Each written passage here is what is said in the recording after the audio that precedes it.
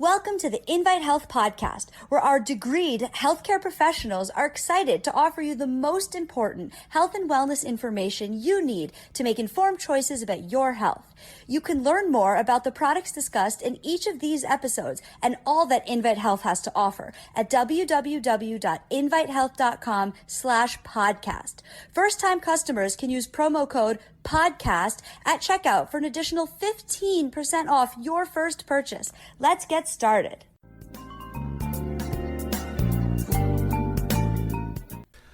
There are plenty of hazards that threaten our lung function, the health of our lungs. Inhaling dusts of all sorts, pollution both indoor and outdoor. Now, indoor pollution can include smoke from wood burning and coal burning stoves, and smoking, of course. Infections, even aging affects our lung function. So many things can harm the tissues of our lungs. I'll go into the anatomy of our lungs in a minute. And this can contribute to lung diseases. Among them, pneumonia, chronic obstructive pulmonary disease, asthma. Many studies are pointing to the benefits of resveratrol for lung function. So hi, my name is Jerry Hickey. I'm a nutritional pharmacist. Welcome to my episode, Resveratrol and Lung Health. You can listen to all of our episodes for free wherever you listen to podcasts, or just go to invitehealth.com/podcast. Also, you can listen to us on Facebook, Instagram, and Twitter at Invite Health. So what exactly is resveratrol? It's found in plants. It protects plants. For instance, red grapes under a lot of stress. So there's a red grape growing in a part of Spain where it's very dry and it's very hot. The plant releases resveratrol to protect the grapes. And in fact, in red wine, you could get a tiny bit of resveratrol, maybe a milligram in a good red wine, but it dissipates very quickly. Once you open a red wine, the resveratrol evaporates in about a day. And even if you cork it really well, it only lasts about 5 days. And when you purchase a resveratrol supplement, do not get a liquid, do not get a powder, because both light and oxygen cause resveratrol to decay. So you want to get resveratrol protected with something in the capsule. For instance, we use chlorophyll, the green stuff from vegetables and plants, to shield the resveratrol from light. And we use these capsules with a really tight weave that keep oxygen away from the resveratrol. And if you could find a resveratrol supplement, by the way, with some other natural ingredients that are found in the same plants as resveratrol, science has proven that the resveratrol will be more beneficial. They amplify the benefits of resveratrol, namely quercetin. Quercetin is found in good foods like garlic and onions and green tea and broccoli and spinach, and grapeseed extract, any polyphenol similar to grapeseed extract, which is an oligomeric proanthocyanidin, an OPC. So if you could find an OPC and quercetin in with your resveratrol, and if it's protected from light and oxygen, it'll last longer, it'll work better. Now, there's a bunch of proven benefits for resveratrol. I'll go into that at the end of the program. But it really has an impact on the lungs. In fact, there's some evidence that it protects the lungs from viruses, which is really important during the time of COVID-19. Resveratrol has alkylamines in it. Certain plants have alkylamines, like green tea, turmeric, the curcumin and turmeric, and resveratrol. And these signal the immune system to fight viruses, but resveratrol is also an anti-inflammatory antioxidant in the lungs, and it also triggers genes that protect the lungs and improve the health of the lungs. For the lungs, resveratrol helps reduce inflammation, helps protect the tissues of the lungs, works as a powerful antioxidant to reduce damage by free radicals. Free radicals are found in things like smoke, but they're just part of daily life. When you eat food and create energy, you create free radicals. So you need to shield the lungs from this as you grow older. It's been shown to reduce fibrosis in the lungs. Fibrosis is a buildup of kind of scar connective tissue that can stiffen the lungs with age. And like I said, it can help inhibit viruses. So let's talk about the lungs. Your respiratory system, of course, your nose and your mouth are part of your respiratory system. And you inhale, and then there's this sort of curve at the end, the nasopharynx. So you breathe in, and the air has to start to go down to the lungs. So first it goes through the trachea, which is your windpipe. It's a pipe from the back of your throat down to your lungs. And that branches off to a left and a right bronchi. They connect the trachea to the lungs. So there's two lungs, you need two bronchi. And the lungs are a spongy tissue that exchange carbon dioxide for oxygen. And in the lungs, there's these little sacs. They're tiny air sacs called alveoli. We have millions and millions of them, and they exchange the carbon dioxide for the oxygen. That's where it takes place. So some of the common conditions that affect the lungs is pneumonia. Now, there's different types of pneumonia. If you got liquid in your lungs, that's droplet pneumonia. But most pneumonias are caused by inflammation related to bacterial infections and viral infections, like viral pneumonia is fairly common. And what happens, you get cytokines, immune messengers, and fluids affecting the lining of the lungs, and this reduces the surface area of the lungs that's working, so it makes it harder to breathe. And of course, it could get dangerous. And then there's bronchitis. I didn't mention the bronchioles before when I was talking about the lung anatomy. But at the end of your bronchi, remember there's the windpipe, the trachea that splits into bronchi, and at the end of the bronchi, there's these little branches that are called bronchioles. And in bronchitis, the bronchioles become inflamed and you get lots of mucus and it can really affect your breathing. Then there's asthma. Did I say asthma? Asthma. And once again, it's the bronchioles. The bronchioles are narrowed and they spasm, and this greatly reduces airflow. And it's a very scary, very dangerous situation. We've done some podcast episodes on nutrients that can aid breathing in asthma. And if you have asthma, I would recommend listening to those. Of course, asthma is a very serious, dangerous situation, and I'm sure it's quite scary. You should always have, if you have asthma, a new inhaler, rescue inhaler, in case you have an attack with a good expiration date on it, because you never know. And then there's emphysema. I mentioned inside the lungs there's these tiny sacs called alveoli. And in emphysema, something's causing them to break down, and they squash down on one another. It makes it terribly hard to breathe. And of course, there's COVID-19. COVID-19 can trigger acute respiratory distress syndrome, where the lining of the lungs fill with fluid, making it terribly hard to breathe, and that's when it's really, truly dangerous. Vitamin D can help offset that. We've done several podcast episodes on vitamin D, lowering the risk of acute respiratory distress syndrome. There's plenty of research on that at this point. Aging. Aging affects your lungs. Lung capacity declines with age. And resveratrol can help make up for all these situations, by the way. It's not the total answer. It's part of the equation. It's part of the answer. It's helpful. I wouldn't just depend on resveratrol, but resveratrol is very good for the lungs. I'll go into some other nutrients that are good for the lungs at the end of the episode. So aging affects lung capacity. A bunch of things happen.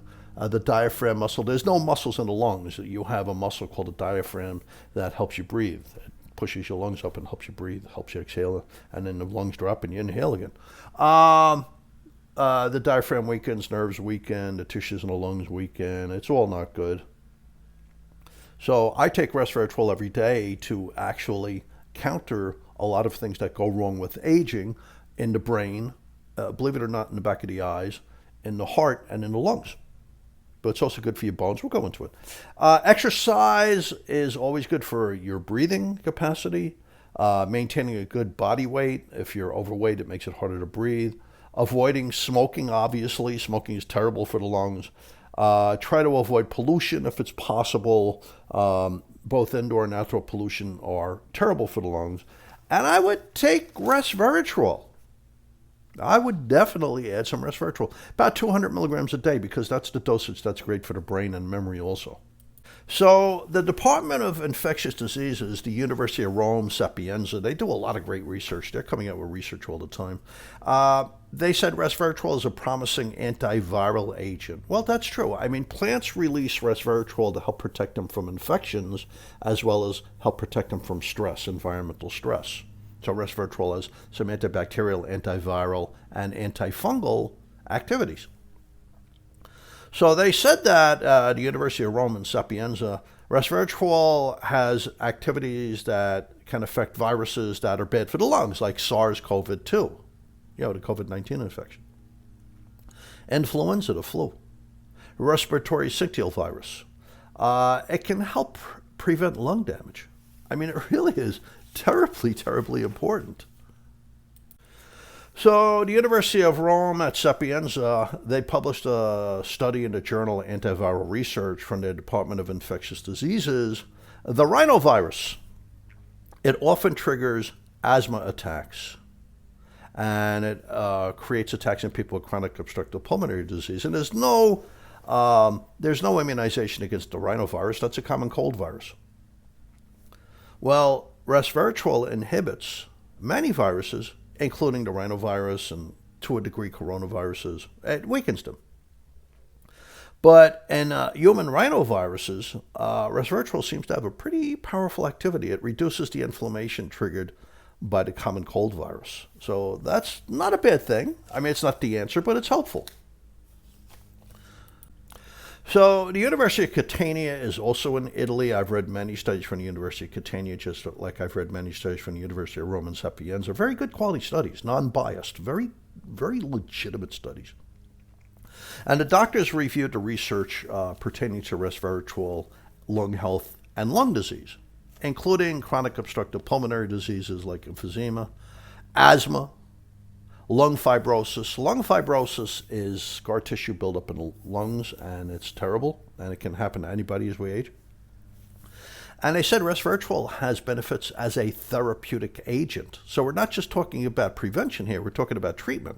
And that's because it's a great anti-inflammatory in the lungs. Now, patients with asthma and patients with respiratory tract problems, they have cells called eosinophils that are extremely active in a bad way, which attack the lungs and cause inflammation and all kinds of symptoms and damage. So these are researchers from China. It's the Department of Respiratory Medicine, Zhejiang Medical University in China. And they're looking at eosinophils from asthmatic patients. Eosinophils are dominant immune cells, white blood cells, that are strongly involved with the symptoms you suffer with an allergy. So you find them in your nose and in your throat and by your lungs and by your skin and by your eyes. And but they're also involved with asthma attacks and the symptoms of an asthma attack and the danger of an asthma attack. So they expressed the eosinophils from patients with asthma, and they treated it with resveratrol and other things, and resveratrol was preventing the eosinophils from multiplying. That's really important because that's what happens in like an asthma attack or an allergy. The number of eosinophils proliferate, grow in number, and that's dangerous because they keep on whipping up all the turmoil in your lungs and your respiratory tract. So the resveratrol effectively suppressed the proliferation of the eosinophils for these asthmatic patients. And the longer the exposure of the cells and the greater the exposure of the cells, the better the resveratrol worked. So let's go to people now. Evidence inside people, not just in the test tube. This is the journal Allergy and Asthma Proceedings. And once again, it's Italian researchers. It's the University of Verona, their pediatric department. And it's almost 50 kids with moderate to severe asthma. And all of these kids had attacks bad enough that they were admitted to the hospital. It's Misurina Hospital up in the Italian Alps. And they were given corticosteroids. These are the inhalers that block the inflammation. But they gradually were able to reduce the dosage of the corticosteroid inhaler. Corticosteroids are commonly used to treat asthma because they're such powerful anti-inflammatory agents. Now, a group of these children also received a nutraceutical, a combination of herbs and nutrients. Curcumin, which is from the turmeric plant, the curry plant. Zinc, which is great for the lungs. Selenium, which is great for the lungs. Vitamin D, which is magnificent for the lungs. But of course, resveratrol was the key component in there. And when they gave these children these pills, the inflammation in their lungs was greatly reduced. So, for instance, you would measure that inflammation by an exhalation, and they found that the products of inflammation in the exhaled air was greatly reduced in the children on the supplements. So the combination strongly reduced lung inflammation. It's pretty common to combine nutrients that affect similar pathways. For instance, you'd want to combine fish oils with other nutrients for brain health, like B vitamins and vitamin C or vitamin E. They're all important for the brain. So there's certain combinations that work well together, so they hit on a combination that was pretty darn good. Okay, so this is the European Respiratory Journal. It's University Medical Center Groningen. Groningen would be in the Netherlands. And they're looking at how come does red wine and white wine really support lung function? There's been some evidence that red and white wine support lung function, but I wouldn't go in that route because they're clearly not healthy for your liver or your intestines. Wine, any alcohol tends to kill off your good bacteria, so it's not the best way to treat something. But inside the red wine is resveratrol. So the doctors gave these people resveratrol or placebo. Now, this is a pretty big study. It's 3,224 people of all different ages, 3,224 people. And they found that the resveratrol improved forced expiratory volume. That's the amount of air you can quickly exhale after taking your deepest breath. And it also improved forced vital capacity. That's the amount of air you expel after taking your deepest breath. Oh, that one's not timed. So resveratrol improved breathing. These people were able to inhale better and exhale more air, a stronger exhalation. I mean, this is just the opposite of what happens with aging. So just to go back and explain a little better, the forced expiratory volume is measured with time. It's, you take your biggest gulp of air and you exhale, but you have to do it within like a second.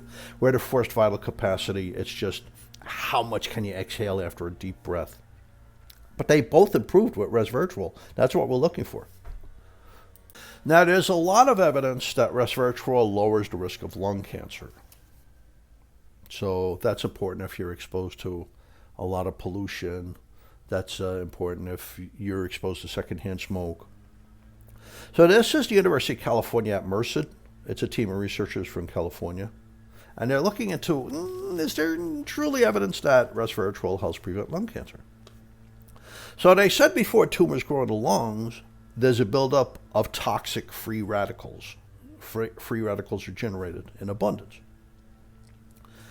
And they found that, yes, resveratrol is an antioxidant that quenches free radicals, but it does something else. They found out that the resveratrol protected caspases in the lungs. So what's a caspase? Because this was not something they expected. This was an unexpected finding in the study. Caspases are cellular executioners, and one of the things they execute are cancer cells. So what they found is things like cigarette smoke and pollution, etc., destroy the caspases, and then the caspases can't control the growth of evil, bad, dangerous cells like cancer cells. And if they gave people resveratrol that you swallow, it protected the caspases in the lining of the lungs. That helps get rid of bad cells, and it keeps the lungs healthy. Every time a smoker takes a puff from a cigarette, millions of these bronchial cells in the lungs become inflamed. And this causes white blood cells to flood into the region. These white blood cells, they do not have the ability to discriminate between a damaged lung cell and a healthy cell. So the caspases help prevent the damage by the white blood cells by breaking down the damaged lung cells. This reduces the level of the immune response, therefore protecting the lung tissue. So it's a little bit complex. The problem is that smoking also destroys the caspases. So when you smoke, you're inflaming the lungs, you're causing white blood cells to rush in there, The white blood cells will destroy the good cells and the bad cells, but the smoking destroys the Caspases, so you can't protect the lungs. So when you take a resveratrol, the resveratrol protects the Caspases, it prevents the inflammation of the lungs, it gets rid of the damaged cells. It's all really good. So the University of California team in the Journal of Biochemistry and Cellular Biology said resveratrol protects the Caspases from cigarette smoke and other things that could be inhaled. And this, in turn, protects the lungs. So there really is some evidence that resveratrol protects the lungs. Like I said, it's not the total answer. It's part of the equation for the answer, for the correct answer. Now, and 200 milligrams a day is sufficient. When they did studies on brain health, let me give you some other benefits of resveratrol, and then I'll tell you some other supplements that are good for the lungs. When they did studies on elderly people, and resveratrol, 200 milligrams was like a perfect dosage. It improved circulation to the aging brain, circulation to the brain declines with age, and their memory improved. So I said, why not make 200 milligrams? But they also found that resveratrol improves bone strength, like even in elderly women, postmenopausal women, and helps prevent like a hip fracture. Resveratrol is good for heart and circulatory health. And people with elevated blood sugar, resveratrol helps normalize blood sugar. It's part of the benefit you can give. It's part of the things you can give to benefit people with prediabetes and diabetes. It doesn't affect blood sugar in people with normal blood sugar levels. It only seems to help people with elevated blood sugar levels. So that's a good thing. So there's other benefits for resveratrol: memory, bone strength, heart health and circulation, improving blood sugar. There are other benefits too. Now, so I take 200 milligrams a day. It's good for my aging lungs. It's good for my brain and my memory. It's good for my heart. It's good for my pancreas. I didn't even discuss that. It's good for my kidneys and my liver. And it's good for my bones. Other supplements that are good for the lungs. NAC. NAC is a stabilized version of the amino acid cysteine, and because cysteine is unstable, so when you add an acyl group to the cysteine, it becomes N-acetylcysteine. It's stable, and it creates a master antioxidant all over the body, including in the lungs, that shields the lungs from damage. So NAC is great for the lungs. People who come in and see me with bronchiectasis and chronic bronchitis and emphysema and asthma, I always put them on NAC. Once again, it's part of the answer. Black seed, black cumin seed. Black cumin seed is used in those flatbreads in the Middle East and Northern Africa, and because it protects the bread and keeps it fresh. Black cumin seed has many benefits, but it's great for the lungs. It's helpful for asthma. It's helpful for allergies. Vitamin C and vitamin E. There's a surface liquid in the lungs, and this surface liquid has to be loaded with glutathione, vitamin C and vitamin E to protect the lungs. So getting some vitamin C and vitamin E every day, you don't need a lot of vitamin E, helps protect your lungs. So I want to thank you for listening to this edition of the Invite Health Podcast. You can find all of our episodes for free wherever you listen to podcasts, or go to invitehealth.com/podcast. You can also listen to us on Twitter and Instagram and Facebook. I want to thank you for listening to this episode, and this is Jerry Hickey signing off.